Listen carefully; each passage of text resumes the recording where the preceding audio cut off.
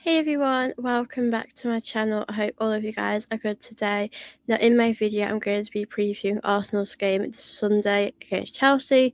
Now, it has been a little while since we have played, so we have had quite a bit of a rest, which I think has actually been quite nice. And there as fans, we're still absolutely buzzing about that amazing win against Tottenham. So, with Chelsea, we obviously have played them twice recently in the League Cup, where we beat them twice, and we did seem a lot better than they are.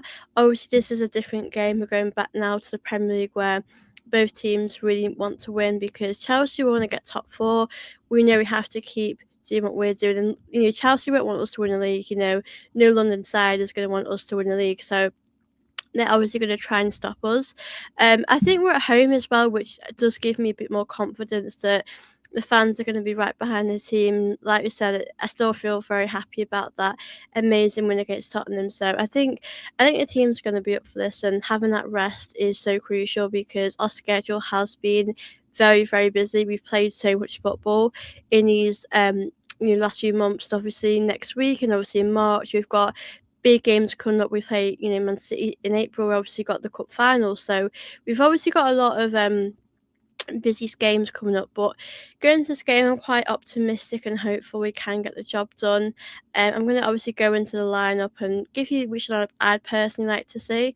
So obviously we'll go David Raya in goal. The back four I would go with Timber, Gabriel, Saliba, and I'll go with Hincapié. I think Hincapié has been a breath of fresh air in this team. He's been absolutely amazing, and I've really enjoyed watching him. Obviously, right back Timber, I am mindful of his minutes. I mean, I'm not too sure as I'm filming this if Ben White's available, but I think Timber, obviously him having a bit of a rest this week, hopefully he will have the energy and he won't look too tired. I think you can really see with these players now, you can see the fatigue is setting in, especially at this time of the season, but hopefully he'll be okay. Now, the midfield, I would go with Declan Rice, Steven Mendy, and I'd love to see Eze in this one. Now, obviously we do know that Steven Mendy has seemed a bit tired recently, but I think it would be great to see him start with Declan Rice in the game like this. And yeah, I think they've both built a really great partnership this season. Obviously, Eze would love to see him start because obviously he loves playing against Spurs. We've seen the season he's done that, and I think on the back of his performance against Tottenham, he needs to have a good run of games, in my opinion. So I would really love him to get minutes in this game. I really want to see what he can do against Chelsea because I know it's great him doing all that stuff against Tottenham and scoring and being very creative, but we do have to really see that in the other games as well. The other games like Chelsea or the other games where we're coming to the end of the season in a way, we need him to step up in these big games. So I'm going to start Eze. I think with Odegaard, obviously Odegaard has had an injury, so I'm probably going to expect to see him come off the bench. But I think Arteta's got to get this right with Eze. Arteta has to give Eze time now to get a good run of games. And if Eze does struggle and it doesn't work out, at least we can say Arteta is giving him a bit of time. But I think Eze, in my opinion, needs that level of consistency to play these games. I really do hope that we're going to see that. So yeah, I'd go for Eze, and hopefully it goes well for him and he can help us in this big game against Chelsea.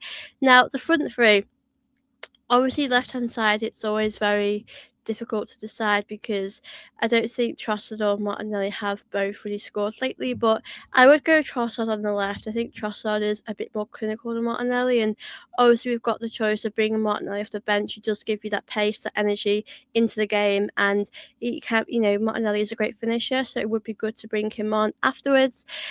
The right I would go with Saka. Now, Saka obviously did really good against Tottenham. He has been doing a little bit better recently. I know with Saka, his performances have been dipping a little bit. Like, Saka hasn't been as good as he usually would be.